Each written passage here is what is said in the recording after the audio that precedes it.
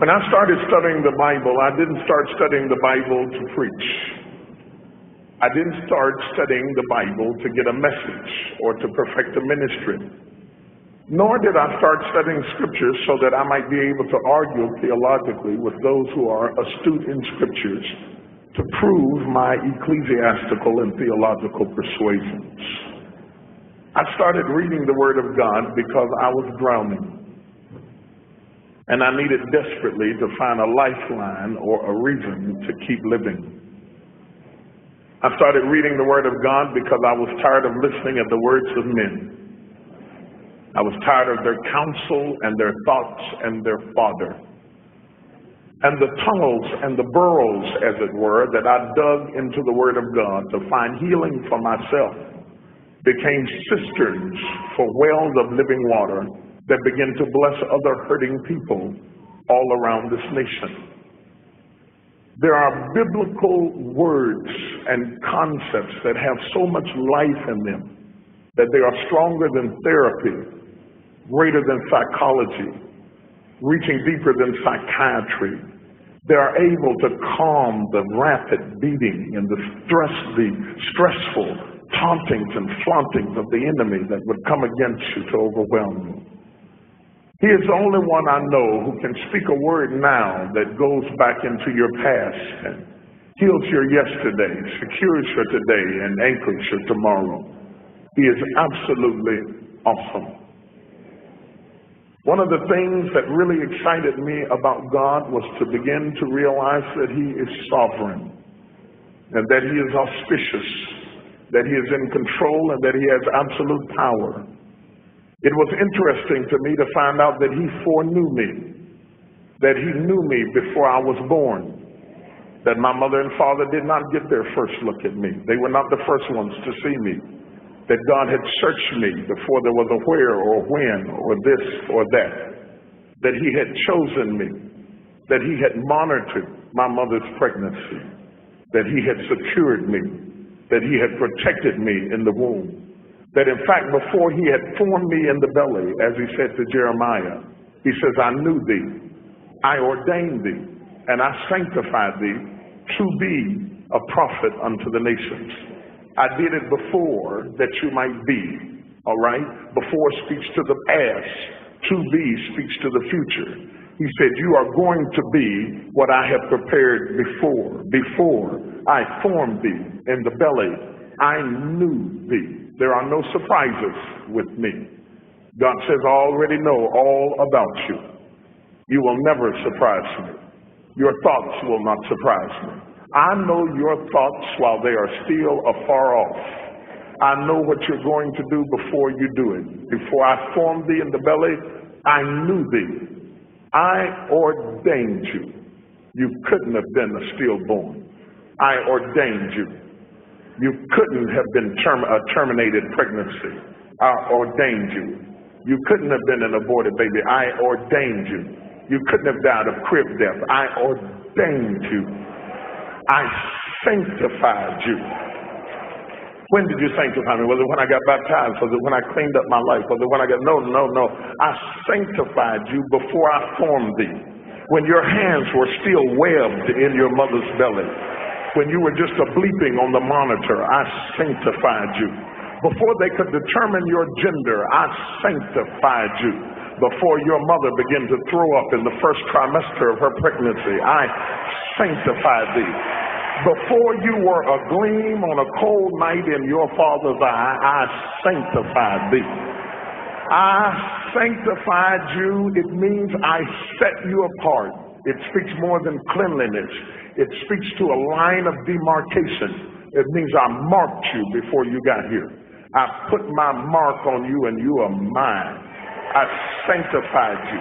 I set you apart. In fact, it clearly means that I meant for you to be different. I didn't mean for you to fit in. What a ministry to understand. I never meant for you to be in the clique or in the club. I never meant for you to be accepted. I marked you. I sanctified you. I set you apart. You were meant to be an outcast with men so that you could be an incast with God.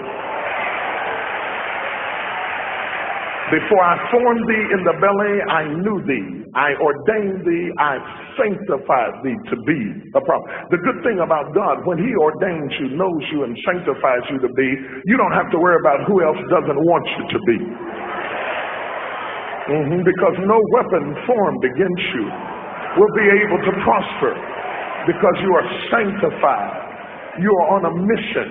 You are sent from God. You are a stone in motion. You are an arrow shot. You are a gunshot already propelled from the heavenlies into the earth realm. You were sent from eternity into time. Your mother became the birth canal, the conduit from eternity into time, that in the fullness of time that God would bring you into this world for a designated purpose. You are a marked man. You are a marked woman. You are a marked child. You are a marked son. You are set apart. God has a definite agenda for your life. He is setting you up for a great move. He wants to move mightily in your life. There are some things that only you can do. You are distinctly different from anybody else. You are forbidden to imitate other people. You are forbidden to copy other people. You have been marked. When God wanted you, he created you. If he'd have wanted Sally, he'd have created Sally. If he'd have wanted Jimmy, he'd have called Jimmy. If he'd have wanted Ted, he'd have called Ted. When he called you because he wants you. You never have to be stressed out trying to be anybody other than yourself. He wants you.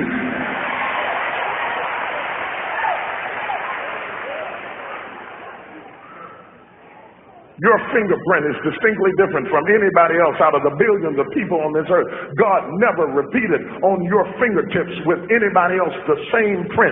You are different from anybody else anywhere in the world, past, present, or future. Nobody has ever even had your print. You are distinctly different from anyone. The hairs on your head are numbered, not counted. That would be awesome enough to know that they were counted, that God could speak to you and tell you how many they were.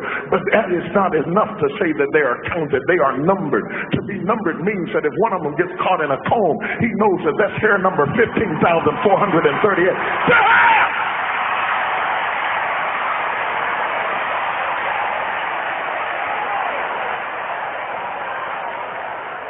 The hair on your head is numbered.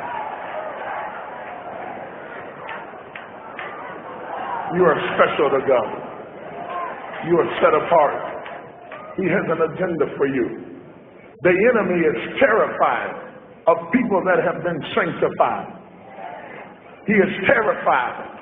He will set traps and obstacles and bondages to keep you from entering into your purpose because he is terrified of you.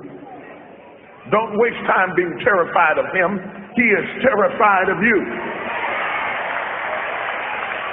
The greater the struggles you face, the greater the challenges you go through, the greater the turmoil in your life is all the indication that Satan has assigned assassins to terminate you from reaching your designated target.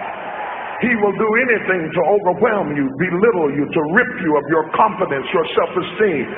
He doesn't mind how much you shout and how much you dance as long as you don't have any confidence, any faith, or any integrity. He doesn't mind how excited you get as long as when you get through shouting you have no character. He wants to rip you until you become impotent and so impoverished in your spirit that you are an empty building, a ghost town, a vacant house. Your lights are on, nobody's at home. You're going through the motions of life with the form of godliness, denying the power thereof. He doesn't mind how many days you live as long as you don't live in the days that you have. He wants to rob you and rape you and abuse you. In fact, the enemy comes to kill, to steal, and to destroy. He wants to sabotage your success because you were created to win. You were carved to win. You were set aside to win. You were formed to win. The potter meant for you to be a successful vessel of honor, that you might be meat for the master's use. You were not meant to fail. You were not meant to die. You were not meant to quit. You were not meant to collapse. You were meant to live. Doctors still can't figure out why the human body dies, because the body was meant to rebuild itself, refurbish itself, re-strengthen itself. You were not meant to faint. You were not meant to collapse. You were not meant to have a nervous breakdown, a stress attack, a migraine headache, break out in nervous conditions and rashes and all types of diseases and hypertension and have stress attacks and heart attacks and nervous breakdowns. You were not meant to lose it, lose control, break out, kick the dog, slap the cat, kill the children, beat the wife, dog the children. You were not meant to be a failure. You were not meant to be destitute, to be lonely, to be hungry, to be isolated, to be driven. You were meant to be the head and not the tail, above only and not the beneath. You were meant to prosper and live in goodly houses. You are children of the King, the heavenly host, the God of Israel dwells in the midst of you. Can somebody tell them, you don't even know who I am?